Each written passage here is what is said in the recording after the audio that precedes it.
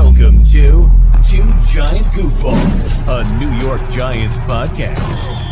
Are you a goofball that loves Giants football?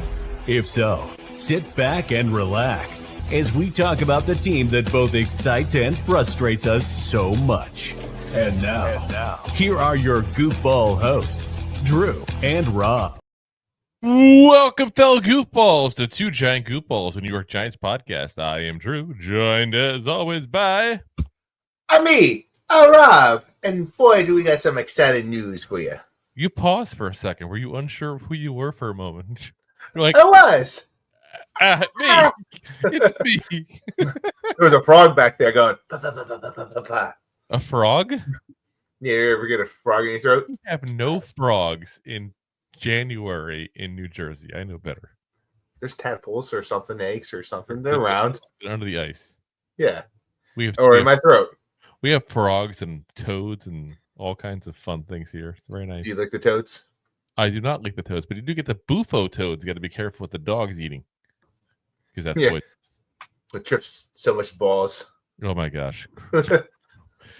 Let's get into the news here, guys, because we got all kinds of Giants news to go over. Someone got fired today, and it wasn't me and Rob. Yeah. We a very prominent New York I had a good review today. So. Did get we had good reviews on YouTube today. We had, a very prominent Giants coach did get fired today. Another one not so prominent did get fired. We also have some news about Malik Nabers being up for a reward, a blast in the past, potentially looking to go back into the NFL.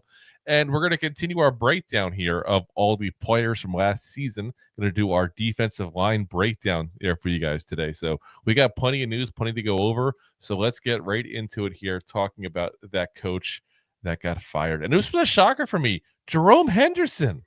And if that's not the most appropriate picture ever, by the way, for that, just saying, wow. You know, we were a big fan of Jerome Henderson. I still remain so. I know we talked about him last year as a potential defensive coordinator.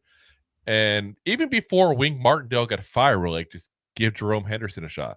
The man has worked magic with nothing at that secondary. You know, I mean, no-name secondary, and they do good. I mean, obviously he has some safeties, but look at the corners he's got. I mean, Nick McLeod became a guy who actually was serviceable. Fabian Moreau, who's almost out of the league, became serviceable, and he's still in the league, by the way, guys. You know, we never really had great corners at that position, you know, except like the 1 year with Adoree Jackson, James Bradbury together, if you want to give that year. But, you know, even Adoree Jackson, you know, he's a guy that Tennessee didn't even want. Point blank didn't want him back. No. And Jerome Henderson made him good again. So, you know, I don't get the hate. I really don't. I don't know why. I don't know if something happened behind the scenes here, so to speak.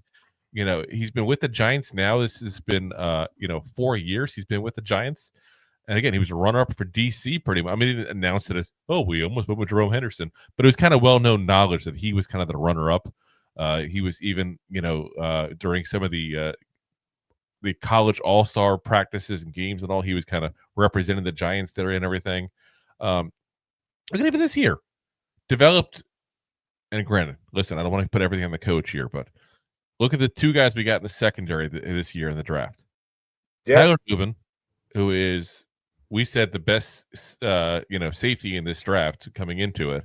And the guy almost led all NFL rookies with tackles while he missing multiple games at the end of the season. Drew Phillips, who was a total shocker to a lot of people. We liked him as far as his athleticism, but we said going into it that he was an absolute project. And if you look at the tape, that's what you got, a project. And then all of a sudden this year he comes out and he's all over the place. He's stellar. He is, a guy that, again, in redrafts that they do, everybody loves to do, let's do the redraft of the 224 draft now that the season's over. He's a first round pick for a lot of people. That's how well he played this year, guys. So why you want to go ahead and fire him? I mean, was it the interceptions? This team did go a long time with interceptions, a franchise record, 11 straight games of interception. I mean, it wasn't like we're getting all the interceptions the past couple of years as it was. No. That's it. And don't get me wrong, I love interceptions, guys. I really do. Obviously, it's a big potential game swing move at that point there. But you know what I'll take? I'll take a legit secondary without getting interceptions over a really, bad secondary that just happens to get a whole lot of interceptions. Yeah, I mean, it's Winston of secondaries. Yeah, I mean, what do you have? With Diggs over in the Cowboys? Yeah. It's like it's a hit or miss. He either lets up 100 and something yards a game, and he might get you 2 interceptions, or you want a guy that lets up 40 yards and no interceptions. I'll take the 40-yard guy every single day of the week. Yeah. And the other thing you could maybe say they're pinning on him is obviously this was I hate to say down year, but it was a down year for Deonte Banks. And the only reason I say down year is because he hasn't had a good year yet. Like, it wasn't a horrible rookie year, but it's like, I don't even know what to call a down year for him yet because he hasn't been in the league long enough. Obviously, this year was worse for him than it was last year. I know that Jerome Henderson publicly called him out, obviously, and the Giants did not like that. I'll tell you that for sure. Of everything I'm hearing, the Giants did not like that. They want everything staying in-house. That's how they want things. But you know what? Sometimes you got to call people out publicly, and sometimes it's the right move. I was about to say, sometimes that's how you get a spark underneath the player's butt. Oh, yeah. Some people need to be babied or coddled. Some people need to be told you're playing like dog crap, and some people need to be like, you're playing like dog crap, and if you don't say something the whole world's going to know it. Yep. And then they have something to prove to the whole world. And the whole world did know it. The whole world was talking about him for weeks. I mean, ever since that Eagles game, they were talking about him because he, dogged it on a chance to get a tackle there. So, this has been a topic that he had to address, and he did. And he didn't do it in a horrible, unprofessional way. It wasn't like he went on there ranting and raving and flipping out. That'd be a different scenario. He did what he had to do. Now, do you want to blame him on Deonte Banks not maybe forming into a legit number one corner? Maybe that's where they're at. I don't know. But I'll say this. The Giants picked a guy in the first round that you and I had a second-round grade on. And they're trying to force, to me, a square peg in a round hole. Because he gave you nothing to show he is a first, a number one corner on a defense. At least a good defense. Yeah. And you forced him into that role. He failed at it miserably, lashed out like a child. Hate to, not trying to just dog Banks here, but let's be honest, that's what he did. Took plays off. It was issues on the sidelines, they were saying, because he got benched. Was the Steelers game, I believe he got benched for issues on the sidelines. I mean, that's issues. That's him. Like, we're not trying to be jerks, but we're just calling it out like it is. So, maybe that's what it is. Mike Treier also got released, fired as well. He's the safeties coach. Again, I don't see what the problem is here. You got, Jason Pinnock, who was basically nothing before the Giants got him. Let's be very frank about that. The Jets cut him. They wanted to put him back in the practice squad, but the Jets cut him and let him loose to the world, which just tells you point blank that they didn't think. They thought enough of him to want him back, but not enough to make sure they got him back. You know what I'm saying? If you really, really liked him that much, you would have not exposed him to the world. That's where I'm at with that. Keep him in the house. That's our guy. And then you got, obviously, Xavier McKinney, who, developed into a very good player with the Giants, and then you got, Tyler Nubin now, who, again, had a great rookie year. I don't see how that's the problem. And this is something that's really starting to upset me because it's like, we all see the problems, right? Like, there's 3 parts of the team, at least coordinator-wise, obviously. Offense, defense, special teams. Special teams wasn't the best this year. I'm not going to say otherwise. Wasn't the best. Better than what it's been. Wasn't the worst. Exactly. Especially with injuries at kicker and all that kind of fun stuff. Defense halfway through the season was leading the league in sacks. The defense was average in points per game. Okay. There's something there. Offense. The worst offense in the entire goddamn NFL. Let's fire defensive coaches.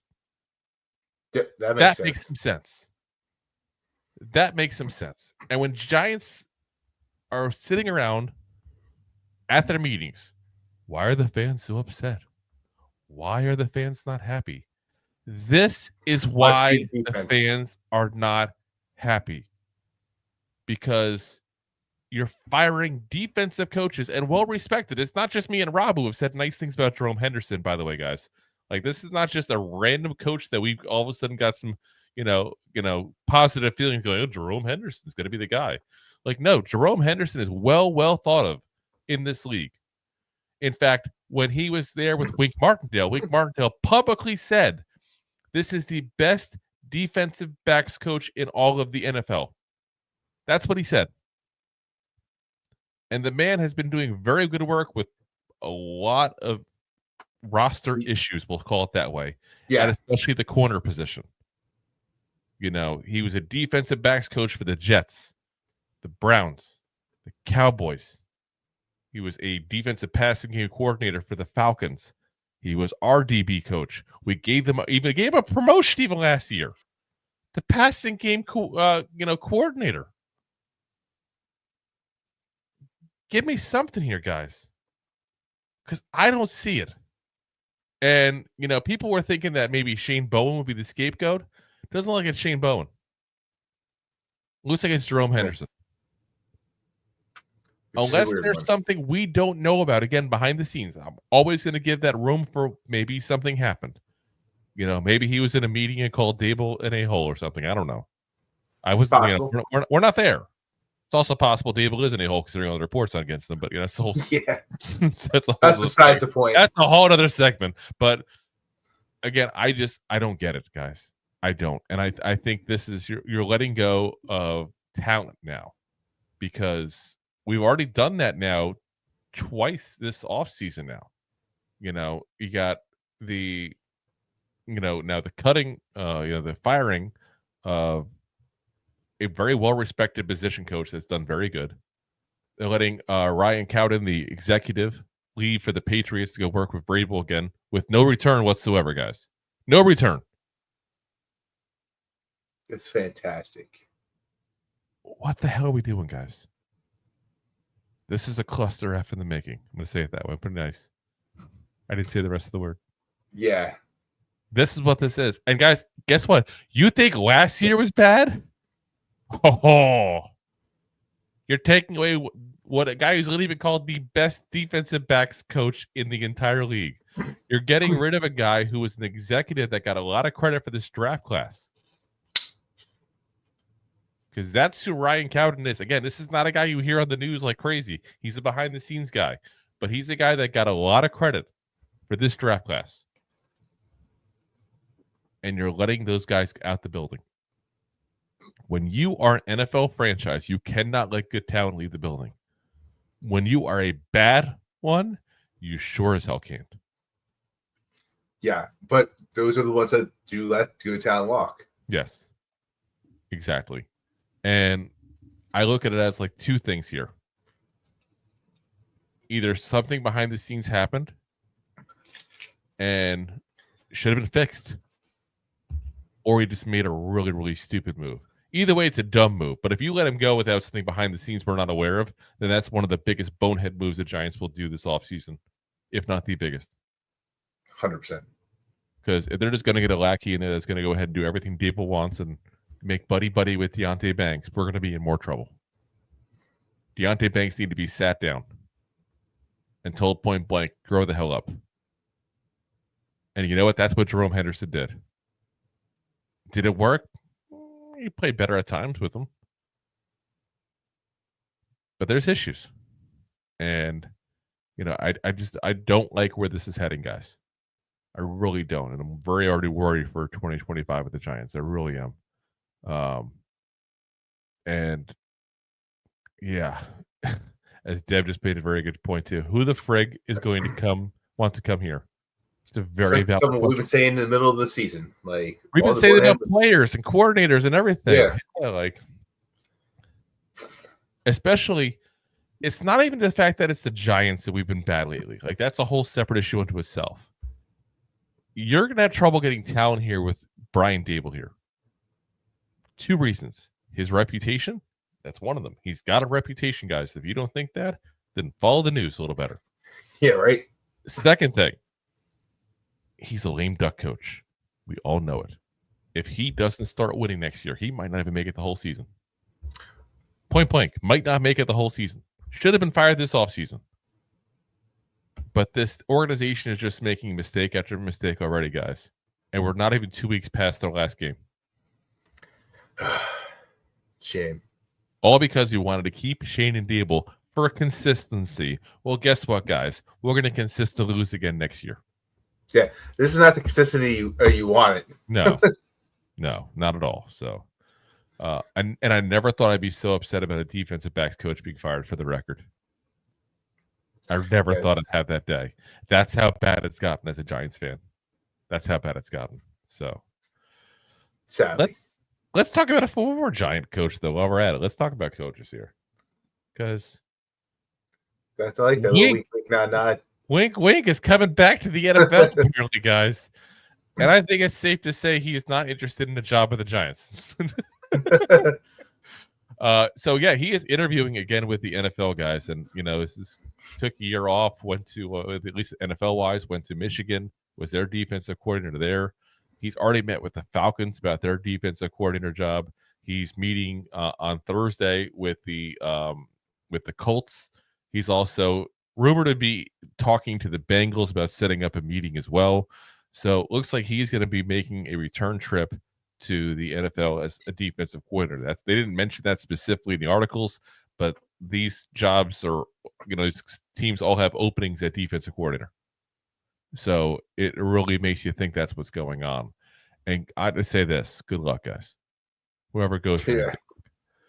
Hey, listen, Brian Dable is not innocent in the whole Wink Martindale thing. I am not. Because a couple people were talking. I was like, I don't know if Wink Martindale's the guy to go for. And people are like, oh, you're just defending Dable. I'm not defending Dable. Dable made mistakes everywhere. I'm pretty positive of that. But again, we're not in the building. It's all conjecture. But when you have a coach as a defensive coordinator that thinks he can go ahead and tell the equipment managers what jerseys to make that week based on who's going to be activated in the roster, that's an issue.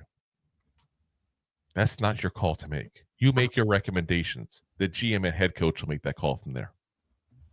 You don't throw a hissy fit because your friend got fired as a position coach that did not do very good at his job. I'm sorry, he didn't. Drew Wilkins did not. The linebackers last year in 23, again, it's where you get the gray areas. Last year, this year, or last year, I don't know. But in 23 was not very good.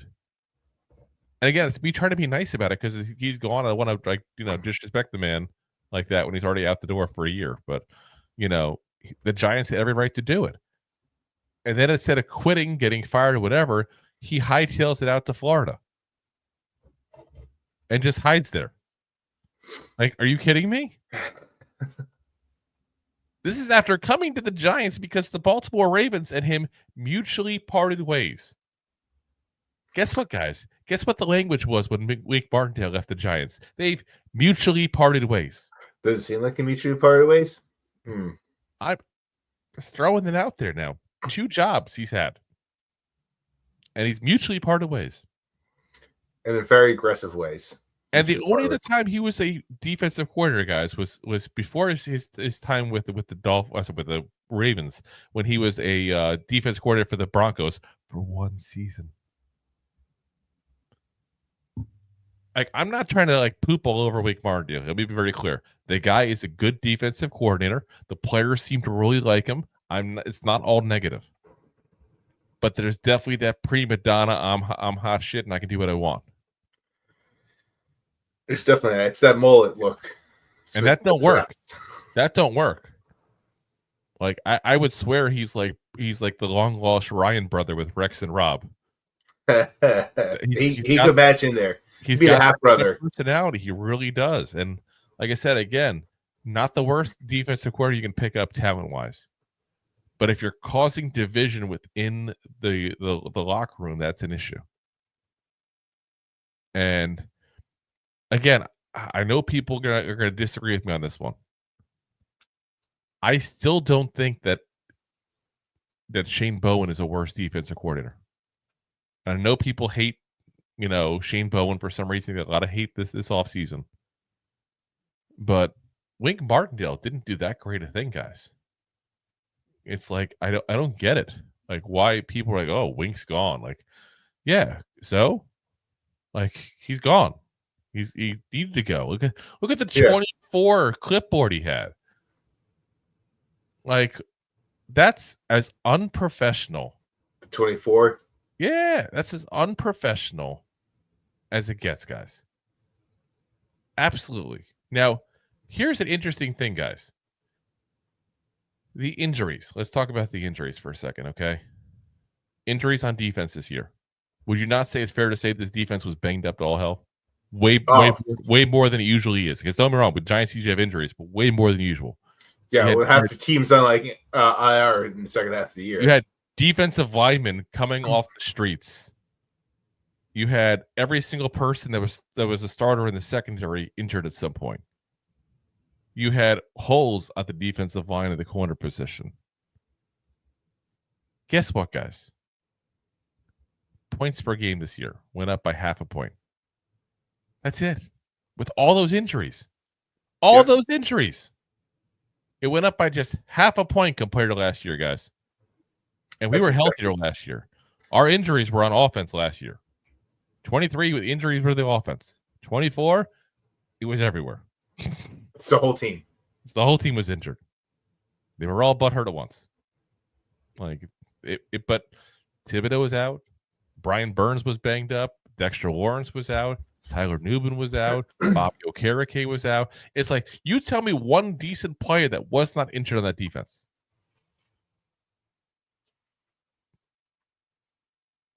Can't. Okereke? He was injured. He ended the year in the IR. That's right.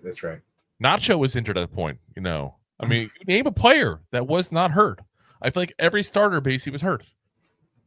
Devon came back. Azeez Ojulari went out. Like, you tell me one player that, like, a significance that was not hurt this year. And it was still just a 0.5 point difference in the prior year. But for some reason, there's some Giant fans who think that Wake Martindale walks on water and was the best defensive coordinator known to man. And I get it. Buoyant in water. The blitzing was exciting. The blitzing was exciting. But, again, we were leading the freaking league in sacks at one point this year, guys. Yeah, it was exciting. It was. All righty. Let's talk about a little happier stuff here. First off, we got to talk about some news that may be surprising to some. Probably shouldn't be too surprising. But kind of is to a point. But the Giants will not be raising ticket prices this season. They should be lowering them, but they should. It should be a thing, like, based on like performance, that we should get a discount. I think they should do that rule policy in the NFL. Like, if you go below 500, you're going to give a 15% discount on all your tickets. Encourage the ownerships to have winning teams. Yeah, right. And the only way to do it is to crack their pocket. You're allowed to get a 1% increase in pricing for every game you win. Yeah. I mean, here's what Art Stapleton said on. He said, season ticket plan and parking permit pricing will not change for the 2025 season, according to the letter obtained by NorthJersey.com and the record that was sent to members with annual invoices Wednesday. So, like I said, I guess that's good news, but I got to think that the Mara family and the Tisch family know that there'd be such a meltdown amongst fans if you jacked up the rates again. They'll be spending all the money in planes instead next year then. Oh, yeah. Or they just wouldn't go. You know, and you can't blame them. It gets to a point where you can't afford it. Especially, God forbid, a family with kids and everything. You know, like, it's expensive. You know, I go to 1 or 2 games a year usually. You know, and usually wherever they are, depends, you know. Like, you know, did Pro Bowl last year, did the Jags the year before, when the Giants played them. Obviously went to the Giants and Falcons this year, and I still might go to the Pro Bowl. We'll see. Ooh. It's cheap. It's you go for the day. Basically, it's like $40 a ticket. It's like nothing. It's a fun day though. Yeah. Not so fun on TV, but in person it's fun. But I'm telling you, I like actually going to away games more than I like going to home games, and that's a sad statement as a fan. And it's because of the fact that it's not going to cost me nearly as much to go to a game in East Rutherford I have a better stadium I'm going to potentially. Better stadium. The Bears will probably have the cost. I'm telling you, the Falcon Stadium was beautiful, absolutely amazing. The Jaguar Stadium, they literally had swimming pools that you can go in a pool and watch the game at the pool. Yeah. That's what do the Giants have? A big Snoopy? I'm being serious. Like, what do they have?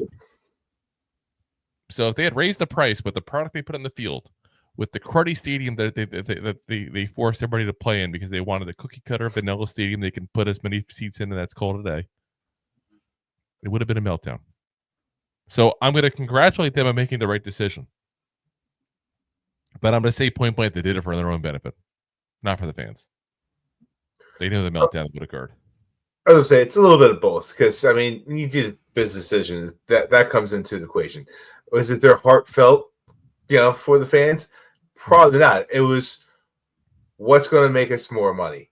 Is it not raising ticket prices and having the same amount of fans coming that came at the end of the year, or we raise it by 10% and then we sell 15% less tickets? I think you're definitely going to see a drop in fans really quickly next year. I really do. I think, like we talked about, tickets like $10 a piece or less a lot of the season. Next year, if they don't come out of the gate swinging, it's going to be bad. And that's why I do still think that we're going to get a actual recognizable name quarterback here. I really do. Whether it's in the draft, whether it's in free agency, or both, they're going to have to make changes because the Mara recognizes that he's this close to losing some fans permanently. Yeah, there's definitely. I mean, I know people that are fans that are just like, I give them a team. I don't care. Yep. I'm just not going to watch. Yep. Tired of getting hurt. It's like a bad relationship. You keep on getting treated like crap. Yeah. Eventually, you get numb to it. It's like that Offspring song, Low Self-Esteem. Yeah. It's like your co-host that keeps losing his camera. Yeah. Oh. All righty, guys. We got one more bit of the good news here. This is actually legit good news, not just rich people making decisions for their own benefit. Yeah. Malik Nabers nominated for the Offensive Rookie of the Year, guys. Like that's a nice thing. We had a great draft class. We've said that before. We're not going to knock the draft class this year. It's a good draft class. But Malik Nabers was definitely the star of that draft class. And amongst rookies, he ranked second overall in receptions at 109, second in receiving yards, 1,204. Both behind Bowers, right? Yards was actually behind Brian Thomas Jr., I want to say, actually. Okay. But definitely the receptions was behind Brock Bowers. Tied for fourth most touchdown receptions, 7 amongst all rookies. He broke the franchise record for receptions in a single season, which was previously 107, held by Steve Smith in 2009. Recorded the second most receptions by a rookie in NFL history, behind just Brock Bowers, who also did it this year. He had 112. In Great. 14 games, he had at least 5 receptions this season, the most with 5 or more receptions by a rookie all time in the NFL. Like, that's a stellar year, guys. I think we're losing in the pissed offness we have of how the season went. That we got to recognize that Malik Nabers deserves a lot of love and respect for what he did for this team this year. It sucks too because like he walked into a big old pile of dog poop because he had 4 quarterbacks thrown to him his rookie year. Like he didn't have like a name. He had a whole bunch of injuries on the offensive line, which gave less time to your 3rd, 4th, and 5th string quarterbacks that were starting for him throwing the ball. It took him a little time to get the ball moving, and he also had missed 2.5 games due to injury because of the concussion. So you factor that into it, and so to say, if he played for the Falcons this year, or Bowers, look what he did with. AJ O'Connor, like, give him just like a decent quarterback play through the whole year with time in the pocket. Like, he could have smashed a lot of these records and set it like broke Puka Nakua's records. Oh yeah, both those guys. And obviously Puka's reception record got broken by Brock Bowers and by Nabers now. But it's like, imagine what both those guys could have done if Malik Nabers had an actual quarterback and Brock Bowers didn't have Aiden O'Connell. It's like, it's crazy. But again, one of the all-time best rookie seasons ever for a wide receiver, point blank. And let's be very honest though and say he's not going to win. He's not going to win, point blank, guys. Nabers will probably finish second or third in voting for Offensive Rookie of the Year, behind his old college QB, Jaden Daniels of the Commanders, who will 100% win that award. And even perhaps behind the aforementioned Brock Bowers, who literally was setting tight end rookie records left and right. And it's absolutely amazing what he did for his team as well. So he's going to finish on fantasy, got him cheap. It's fantastic. Yeah, like he's going to finish second or third. And, behind them will probably be like Bucky Irving, who had a great year. And Brian Thomas Jr. Like it's a lot of really good offensive players that came out this year. Defense, not so much. But a lot of good offensive players. And, you can even throw Tyrone Tracy into that mix as well. The guy got over 1,000 complete yards there between touchdowns, receptions and rushing. Yeah, it's totally yards. That's not a typical thing out of a rookie, that's for sure. Yeah. Don't get me wrong, it's not world record breaking. I'm not trying to make it seem like that. Nabers was. And that's why he's going to be the guy that has a shot to get second place. I'm going to put it that way. It's because there's no way how anybody's beating J. Daniels. I'm sorry. He turned that whole damn organization around. Four wins last year. Like there's a lot of people that came out and talked about how great he played. Yeah. I mean, in our division, like you'd argue that Malik Nabers was the best wide one. Yeah. Or it's a toss up between him and Scary Terry, because like you look at what they did through the year and like they're very close. The big difference was Scary Terry had more touchdowns. I think he had 14 compared to Nabers 7. So he had 13 touchdowns, but he had 82 catches for 1,096 yards. Yeah, it was like 17 yards or something like that, 20 yards average. So, but he's never gotten more than 7 touchdowns, by the way. This is rookie year. And since then he gets 4 or 5, 13 this year with Jaden. That's why I think Jaden Daniels is going to win this record. There's no doubt about that. So, but again, I just don't want it to be lost in the mix how good of a season Malik Nabers had, because it is an absolute amazing season. It is one that in Giants fandom at least should not be forgotten and not looked at the way it should be at that point there. And it's hard because once again, that's what I was getting to before, is with such a bad season, some fans just gave up and didn't realize how great Nabers was, especially because he played lights out towards the end of the year. Oh yeah, really turned it on. And there's definitely injuries in some of the bigger name wide receivers in the NFC East, as you mentioned. There's a lot of good ones: Scary Terry, A.G. Brown, C.D. Lamb. Nabers actually led the NFC East in receiving yards. Yeah, not just the Giants, the NFC East. Very tough place to do that. So again, kudos to him. Congrats on the this year for him.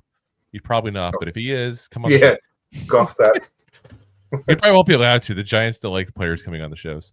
They really don't. They've kind of put the kibosh on that for some reason. I don't know why. Nobody's been mean to them. No one's asked them actual questions that I'd love to ask that I never would, because I know I get in trouble for doing it. Malik would answer. He would. I don't know. Yeah. Whatever. All right. Let's get into the defensive line, guys, here. So, as promised, we're going to go back into our review of players here while we're giving you guys Giants news in this slower time period there, because we're kind of in the in-between stage, because the Giants offseason has started, but the NFL is not. That won't start to, for a couple more weeks here. So we're going to go ahead and give you guys the review of the defensive line here, which is an interesting mix. You have literally the best nose tackle in all of football, and then a whole bunch of people. I was going to say. Fillers. I'm not trying to be mean about it. I'm just saying that's what they are. So Let's get into the big name, though. The one that we want to talk about because it's the one that we can be as positive as we want to be. And that's Sexy Dexy, Dexter Lawrence himself there. So well known for that dance and for that nickname. He's just Sexy Dexy. And 12 games this year. That's it, guys. He had the injury, so he lost 5 games. Think about that. He lost almost a third of his season.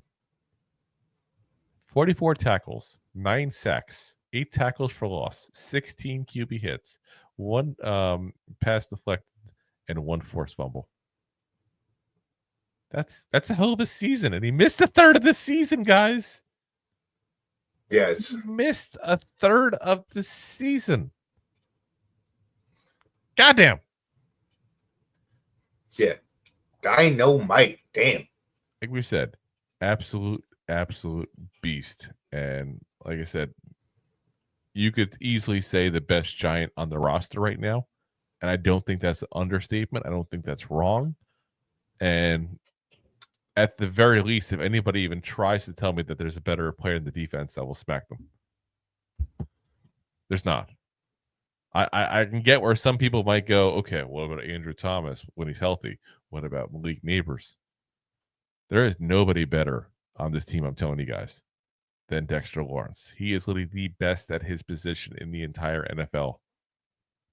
There's nobody else in this roster you could say that about. Dead. Exactly. So 89.9 PFF grade overall, which is ridiculously high, by the way, guys. 81.4 pass rush, 83.8 for the run defense. So just stellar all around. And we saw what happened to this defense those last 5 games when he was out. That was not good. It was not good at all for the Giants. Granted, there's plenty of other injuries as well. But he's a difference maker. He's a game changer. He changes the way offenses try to flow because they know they have to work around him. They have to prepare for pressure coming up the middle, along with the edges, by the way, because we got Kayvon and Azeez Ojulari and Brian Burns. But they have to account for that. You can't just account for that and go, oh, we got it. Done. Go around the side. The guy consistently sees double teams at a higher rate than anybody else in the NFL. And just takes care of them. This is a guy that I know I've seen some people talk about, oh, should we trade Dexter Lawrence before he gets too old? No, you don't get the best guy at his position in the entire NFL and go, what can I get for him? What you can get is a player not as good as Dexter Lawrence. Yeah, and then we all could wind up bitching about the fact that we don't have a player as good as Dexter Lawrence. And he's 27 years old, guys. 27. That means he's in his prime right now. He's still got 5 more years of his prime, basically. Defensive linemen do not stop when they turn 30. This is not the running back position. So I fully expect him to be a Giant for a long time. Because not only is he a great player, he's also a great role model leader in the locker room. He's the guy that people on the defense look to. He's the guy who's outspoken when it has to be to the media. He is probably the most important player, not just the best player, but the most important player to this roster for what he means for the team identity. Yep, and plus his morale too. It's everyone loves being around this guy. Oh yeah, happy, infectious kind of personality. Yeah. There's a reason he does that dance. It's not just because it's fun. It's just part of who he is. He's a fun-loving guy. And if he ever talked to somebody who played with him, and I've had the opportunity to talk to people who played with him in college, they will tell you nothing but amazing things about this man. I've never heard one person say one negative thing about him. Just positive. So, like I said, Dexter Lawrence, the best Giant.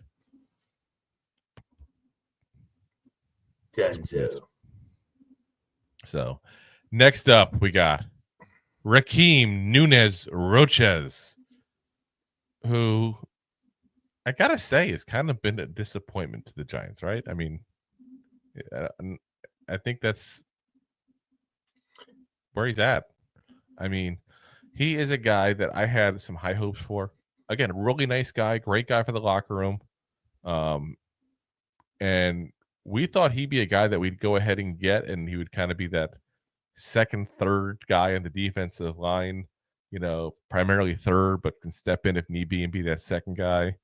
And instead, I hate to say, I'm going to sound like a total jerk when I say this, but I'm going to say it. 2 years in, can you tell me one play he did? No. I'm being honest. Like, I'm not even trying to be a jerk. I can't tell you one impact play off the top of my head that this man did. You've definitely heard his name in the past, but I couldn't pull out a single play in 2 years. And he's got a $5 million cap number next year, guys. I would not be shocked at all if he is gonzo. Because that's a lot of money to get somebody else as a replacement for him potentially. He's also 31 years old. He's starting to get a little more up there in age. Starting to be with that prime starting to end the next year or two. And if this is his prime, I hate to see the drop down. Again, not trying to be a jerk about it, but he's not a starter. We're paying him like a starter. And I think what his best bet really is to be a rotational piece for a defensive line. I think as that role, he can still do that very well. And he did that with Tampa Bay. The problem is we paid him to be a starter. We gave him 3 years, $12 million, and quite frankly, didn't pay him a lot the first year. So we can get it done. And it's a fantastic comment. And I feel like this is the moment now that we got to go, no. It's time to move on here, or you got to take a pretty big pay cut. And I'd prefer the pay cut, have him here as a rotational piece where he should be, where he belongs. But most people don't want to take a pay cut. It's a crazy concept, I know. Right? Hitcher, you do a really good job at your job. Why don't you just take 20% off your salary? Help us out. A new job in that case. Yeah. That's what happened. And maybe that's what needs to happen for Nacho. But okay, bye. He's not a $5 million player, and that's his cap hit next year. We can save $3.6 million by cutting him. He's going to get cut. I'm telling you that right now. And like I said, I think he's still got left in the tank, just not as a legit starter. He's that rotational piece. He's that guy you bring in on rundowns. He's that guy you bring in because to spell somebody at that point. That's what he is. And, if you really want to give the credit at that point to him, he's a guy that I don't think people expected to have this kind of career at all. He's a guy that was a 6th round pick. 6th round. And now he's been in the league for enough years that you go, hold on a second here. This is a nice career you got going on now. Again, he's in his 30s. He's still playing in the NFL.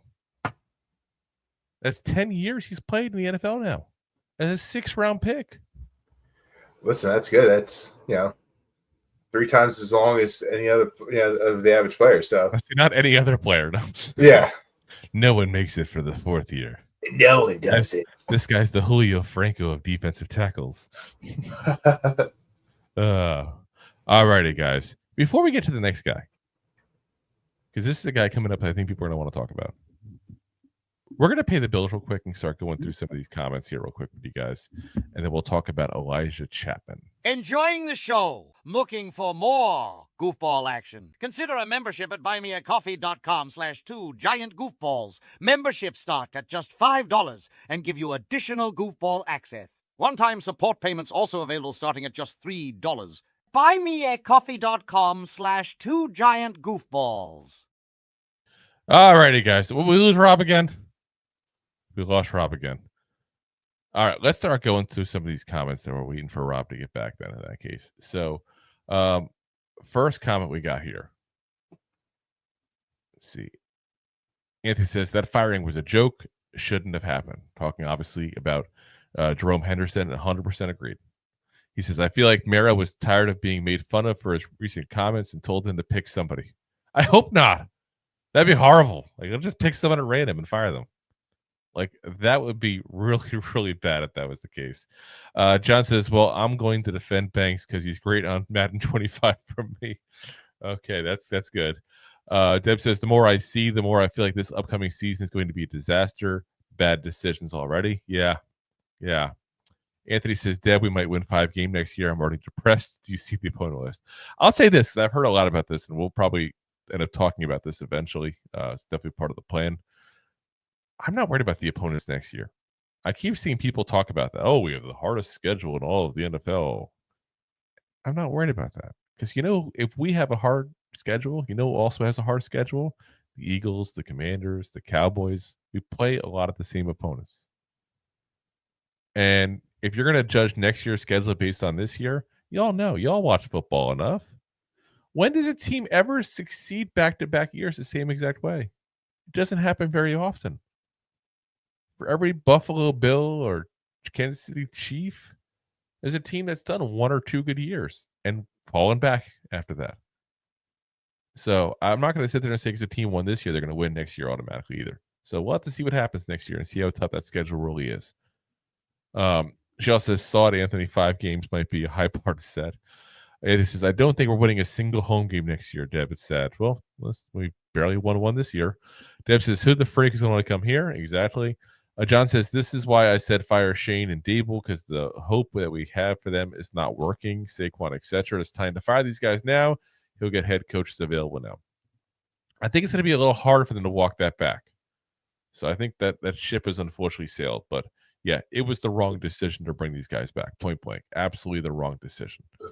Deb says, it's a done deal, John. It's where we're at. Period. Disgusting. Yep. Anthony says, sounds like such a great place to work. Imagine going to work for an offensive head coach just to get screamed at when the offense doesn't score. Yeah, very, very much the case. I mean, to sit there and blame the defense and fire someone on defense when you have literally the worst offense in the entire league and you're supposed to have an offensive mind head coach. Yeah. Simply a bit ridiculous. He also says, I think his coaching ability goes as far as hoodie and sleeves, talking about Wake Martindale. John says, everybody gets along great. Am I mad? Mad New York Giants team. We win Super Bowls, team bonding, etc. It's very chummy. I just like the word chummy. I don't know why I do. Anthony says, I think people don't like the current defense because it's not crazy blitz schemes every other play, so it looks exciting. That's fine. Exactly. It's not flashy. I'm not there for flash. I'm not. I'm there for winning. That's where I'm at. All I care about is winning. I don't care how we win. I don't care if it's flashy. I don't care if it's fancy. I don't care if we win like the Patriots a couple years ago against the Buffalo Bills and just run the ball and never throw it. I don't care. I just want to win. Yeah. Listen, who's the best boxer out there? I don't know. I watch boxing, to be honest with you. I mean, everyone knows his name, Floyd Mayweather. No, he's not even boxing anymore, is he?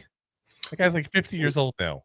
He's 50-0. He's the best boxer that's ever. Only because he avoided Manny Pacquiao. Don't get me started on that one.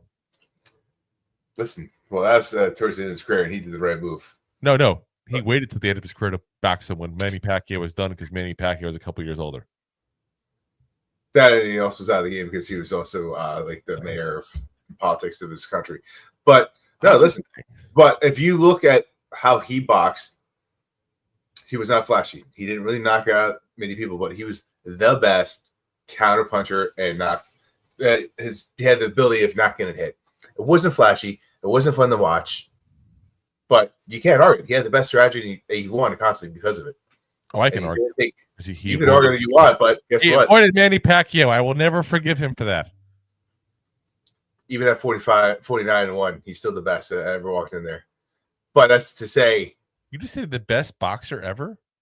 He's arguably the best boxer. There's definitely an argument to have there. It's a whole different show, though. There's definitely an argument to have there. It's a different show, but yeah. That's no. Anthony says, you just said you don't watch boxing, so there you go. I used to. You want to know who the best boxer is ever? Iron Mike. Butterbean. The jobber. He was good. Deb says, I personally know 7 people who have been lifelong fans who are building the team. Yeah, that's where we're at. Anthony says, Nacho reminds me of the nachos at 7-Eleven. They're never really that good, but they work in the pinch. Yeah. That's kind of satisfying. Slimy gets satisfying. Anthony says, call me crazy, but I think Chapman would be a better player long run for us than Nacho ever would be.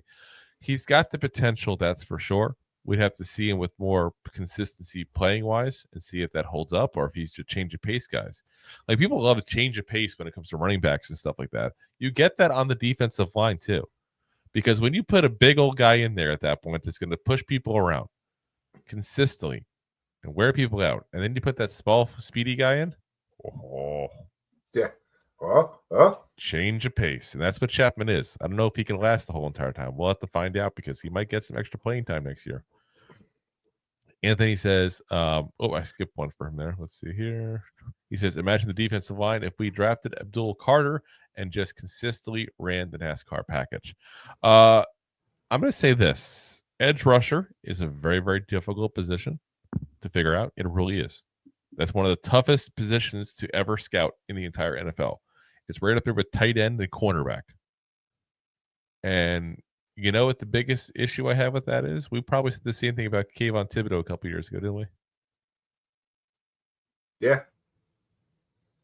Unfortunately, it's hard to say. I don't ever hold out like this is a game changer for edge rushers because too many of them fail miserably because nobody seems to know how to scout these guys. And that's including us. Like we do scouting, and obviously we don't have the training that some of the guys in the NFL and all have, or hopefully all the guys in the NFL have. But we've been wrong before. Edge rushers are extremely, extremely, difficult. That's for sure. He says Burns and Carter on the outside, Sexy Dexy and Tibbs on the inside. Yeah. Modified NASCAR. My apology. The original NASCAR was 4 defensive ends. Yeah, I've been calling for that forever. Load up and pass rushers. But the problem is that we have so many holes. It's hard to load on one and just ignore the other spots. That's the problem you're into right now. What you're in. He says sorry for the word vomit there. Yeah. John says Mayweather Jr. lost to Oscar De La Hoya. What they gave the decision to Mayweather Jr. and Oscar never got his rematch. Yeah, he never would because Floyd Mayweather is a coward. I'm going to say it point blank. A coward. No, he's Money Mayweather. Who avoided Oscar De La Hoya, who avoided Manny Pacquiao, and I'll say it this way, I believe, because I'm not a lawyer, I believe he was accused of beating women, wasn't he? And listen, when you're champions, you're an equal opportunist. I'm just saying, yeah. I'm not sure. I want to say there was accusations of some kind. I don't know. Like I said, I don't pretend to be a boxer guy. I'm a football guy. But yeah. Arrested in 2010 after authorities said he punched his ex-girlfriend into the Las Vegas home while she was living with her 2 sons and her daughter. Pleaded guilty 14 months later to reduce misdemeanor battery. So yeah. And all kinds of stuff here. All kinds of articles about it. So yeah, I can't call him the best of anything if you hit women. Can't do it. That's a line there for me. And it still goes for Mike, by the way, too. Everybody wants to forget what Mike did. Oh yeah, well, a lot of people have forgotten about that. I know he's older and slurs his words, and people find it funny. And he's got a cartoon with him catching pigeons or whatever. But yeah, no, I'm good. I'm good there. Let's see. Anthony says Iron Mike was better after I said that. Yeah. Well, in his defense, that comment went up before you said that. Yeah, I know. I do think, though, and I guess we got some old school boxing fans in here. Feel free to throw it in there. But I know growing up, we were always told Muhammad Ali was the best. He was very pivotal, and he was great for the sport. You could also sit there and argue that Rocky Marciano was one of the best because he was also undefeated back in the heyday. Yeah. But it's also evolved to different sports and different types of fighting styles and skills. Because when you talk about Rocky 100 years ago, you're looking at 8-ounce gloves. They weren't bare knuckles anymore. They got rid of that. I think they got rid of that in London before coming over. Then you switch over to a heavier glove. Chip chop jelly. Oh, let me break my hand right on your forehead. Thanks. Pow. Gone.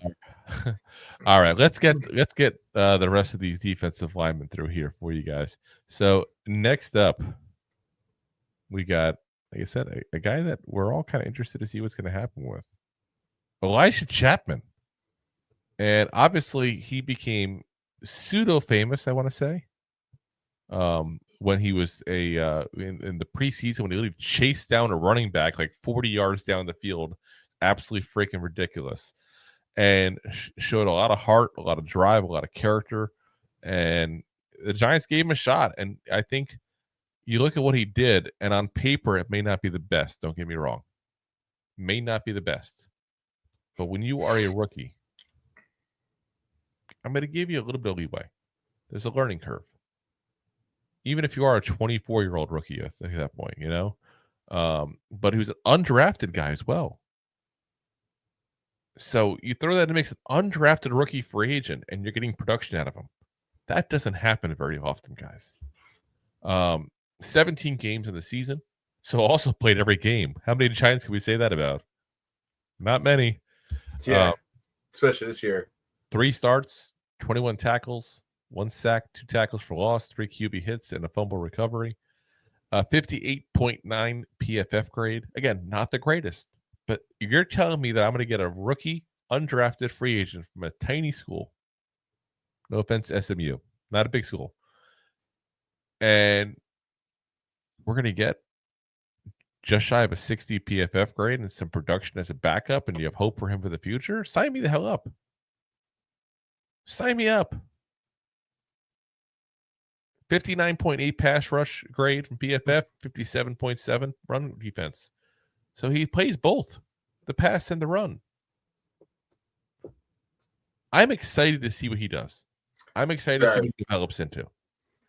And I'm not going to go crazy and say, "Ooh, the sky's the limit. You could be an all-pro, blah, blah, blah." But he's an undrafted rookie free agent, guys. If he develops into a guy who becomes just even a rotational piece, that's a win. That's a win. Let's be honest. He's for practice. If he ends up on the practice squad for the rest of his career, it's a win for an undrafted rookie free agent. Yeah. But at least he's not washing dishes in the back of the McDonald's. Yeah. But the fact you got him playing, he's doing his thing. He's getting some plays in, learning the NFL way, so to speak. It's a win. And I think that's what you're going to see him at next year. Is he's going to be the same kind of thing, a defensive line position where he's moving around, going spot to spot, spotting people, moving around, because he's also pretty quick for his size, we just talked about there. So I think you can move him around a little and kind of trick people around and have him go after people that are a little more exhausted and see what you get.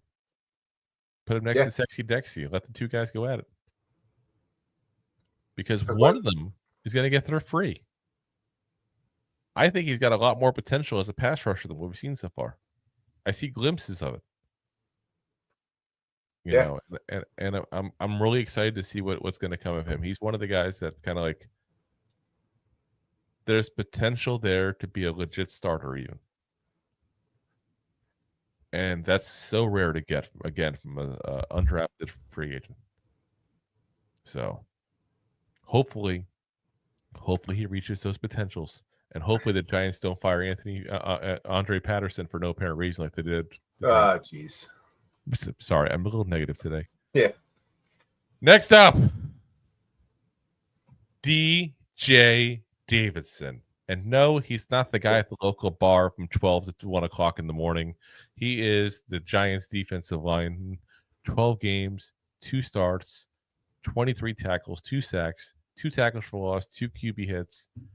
But guys, there's a big issue in this game here. 61.2 pass rush grade. That's not bad. That's okay as a backup. 35.1 run defense. That's bad. Yeah. That's really, really bad. Now, if you look at his numbers, he played 35% of the defensive snaps this year, guys. 35%. I wonder why the run defense was bad. Third of the plays in the game, you had a guy literally with a 35.1. And he played against the Vikings, Bengals, the Eagles, the Steelers, the Commanders, the Panthers, and the Bucks. Those are the games he played most of his snaps in. Those games he played anywhere from 30 to 40% of the snaps. And at least 100 yards were given up in every one of those games. Exactly.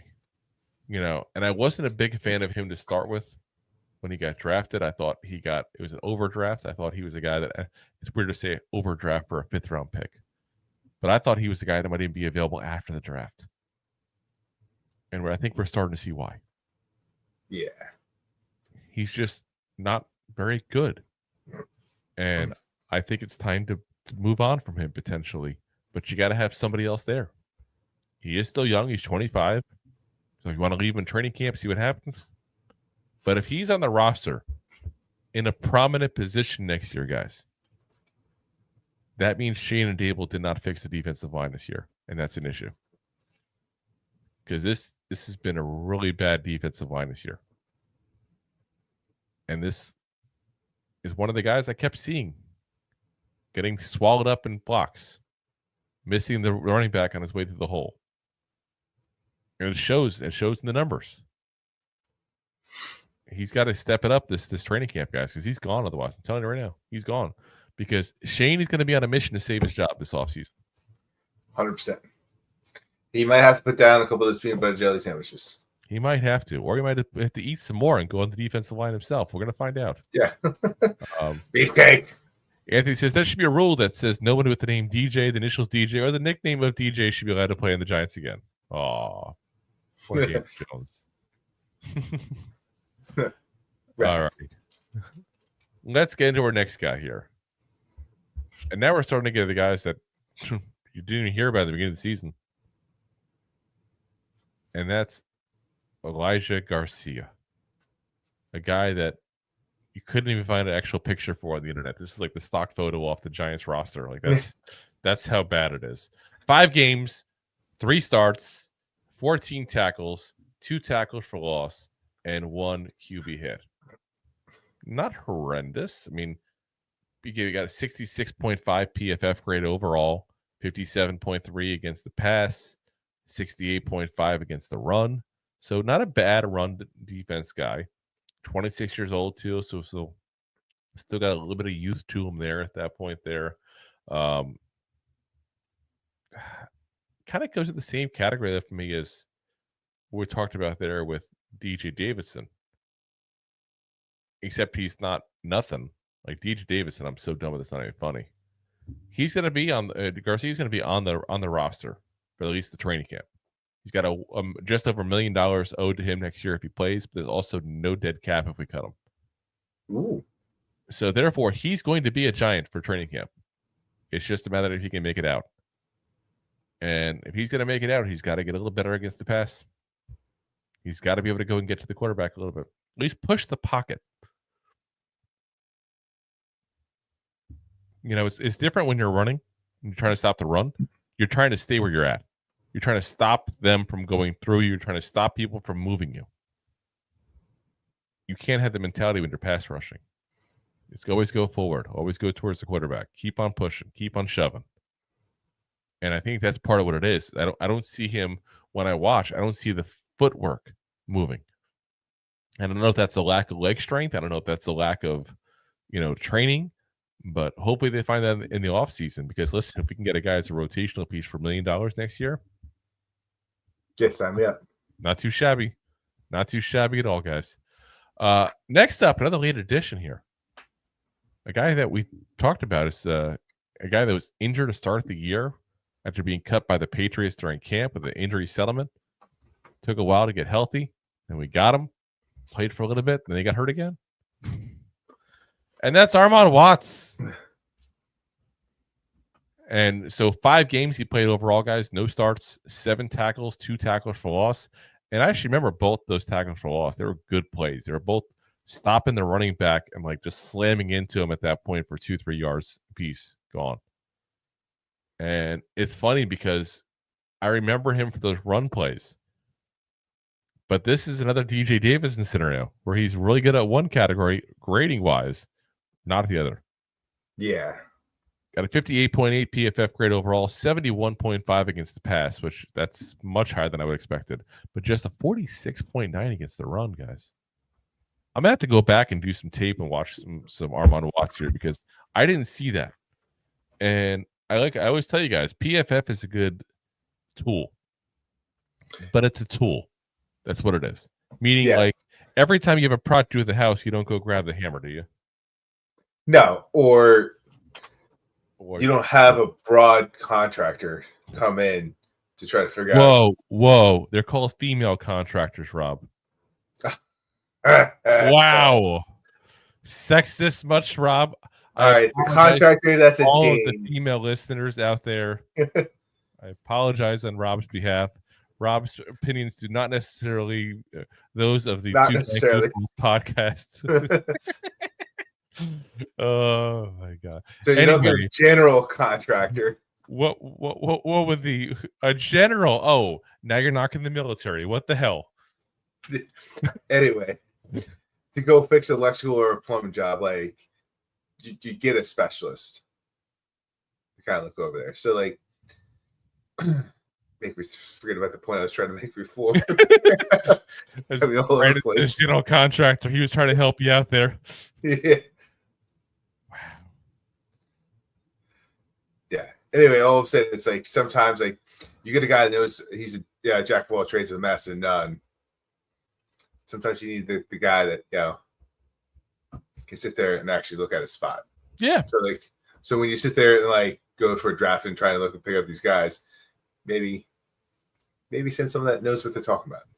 Yeah, I mean, and at the same point, if you have Armand Watts, for example, in with a group of defensive linemen, and you look at the tape and it confirms what we're seeing there on the PFF grades, that he's not good against the run, but he's doing very good against the pass. Maybe you bring him in as a pass guy. Yeah. That's the beauty of having a rotation of a defensive line. Okay, it's third down. Armand, pop in. Go for it. And don't get me wrong, he's not a crazy sack guy. Didn't even have a sack. But if he can push the pocket, and push the pocket next to Dexter Lawrence, by the way, then you're going to help Dexter Lawrence out. You're going to help everybody out so much it's not even funny. Yep. So, all righty. Let's get to the next guy. We got two more guys to go here. First one, Corey Durden. Again, I think I signed very late. 4 games, 0 starts, 10 tackles. Almost didn't give him nearly the credit he deserved. And 1 tackle for loss. Now, again, he's a guy that we got very late in the year. 25 years old, so still pretty young there. Definitely not looking to see him on this roster next year. No. Corey. Really, like I said, again, another guy that I can't sit there and say anything that he did this year that I'm like, ooh, that was that play that really got him. 45.2 PFF grade. That's pretty bad. So another guy though that better at pass, 62.4 pass rush, 40.9 against the run. Are you guys seeing a pattern yet to why we sucked against the run? We've only been talking about it for a few years now, but whatever. By the way, he's also on the books for just over $1 million with no dead cap space, so he'll be in training camp. But hopefully, and after that, hopefully he stays at the campsite. Making the s'mores and whatever. Kumbaya. Yeah, putting hot dogs on the fire. But yeah, it's a guy that I'm sorry. Again, no offense, Corey. You're making your money. We ain't trying to hate the hustle, but it's a guy that if we have him at the end of this training camp as a New York Giant, we're in trouble. So yeah, all right, yeah, at least one last guy. We did it. Casey Rogers here. Here he is, guy that we saw. Roy Roger myself. Very tail end. We saw him of the year. A guy that we didn't, necessarily expect to see too much of this year. Was undrafted rookie free agent out of Oregon. Some may call it Oregon. Some may call it origami. But yeah, I went there. So he was on the practice squad for a while. Was brought back up to the active roster just to be waived right around Christmas time, re-signed to the practice squad, and then now signed on as a future reserves contract there. So we will be seeing, again, at least at camp this year as well. 2 games, 0 starts, and not a single stat to give you. Like nothing. Not a tackle, not a forced fumble, not even the type of empanadas he likes. Yeah. So I don't know. I feel like this is a guy that they wanted to develop. They want to keep on the practice squad, see what he can do. And kind of like Jake Kubas, we talked about him on the offensive line. And they had to bring him up because of so many injuries. I think they kind of tried to protect him because they didn't think he was ready yet. 33 defensive snaps, 9 special team snaps on the season, those 2 games. Not much. Yep. So hard to have much of an opinion on a guy like that. But I can tell you this, undrafted rookie free agent usually means you won't get much out of them. A guy they let sit practice squad all year, didn't feel the need to put him on the active roster and put him on the field, probably not going to get much out of him. But a guy you signed reserves contract to, maybe. I think so.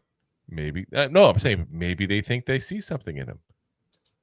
Or maybe they just thought he's going to be cheap and they needed a camp body. Camp body. All righty, guys. That's going to call it a day here for us. We're going to go ahead and, like I said, head on out here. We'll be back again tomorrow night talking more about the New York Football Giants and more dumb decisions of theirs. As always, we are live on YouTube, Facebook, Twitch, X/Twitter, and of course, as always, page. Page. Oh yes, and of course, as always, we're available the next day on all the audio podcast platforms as well. That's of course, Spotify, Apple, Pandora, iHeartRadio, Amazon, all the big ones there. So if you haven't already, guys, hit that like, hit that subscribe, hit that share button. Again, we suck at marketing. Point. We count on you all help out there. If you want to support the show, that's a great free way to do it. If you want to support the show and financially, then of course you can go into buymeacoffee.com/2giantgoofballs, send super chats over in YouTube or stars on Facebook. We appreciate you guys for watching as always. Appreciate the fact that let's be honest here, we're starting the off season when we lost the first overall pick. We're already making bad mistakes. It's not easy. I get it. It's not. So we appreciate you guys staying with us during this. Let's vent together because it's a little therapy time. It's going to be. It's going to be. So, again, we'll see you guys tomorrow night, 9 p.m. Eastern Standard Time, as always, or whenever Rob shows up around 9:10. And we'll see you guys again tomorrow night. Appreciate you guys for watching, as always. And as always, Giant fans. Go G-Man. I was on 9-1, but you was late. Go G-Man. Go, man. Thanks for listening to 2 Giant Goofballs, a New York Giants podcast. We appreciate your support. Thanks so much. Please, I'm begging you. Please subscribe.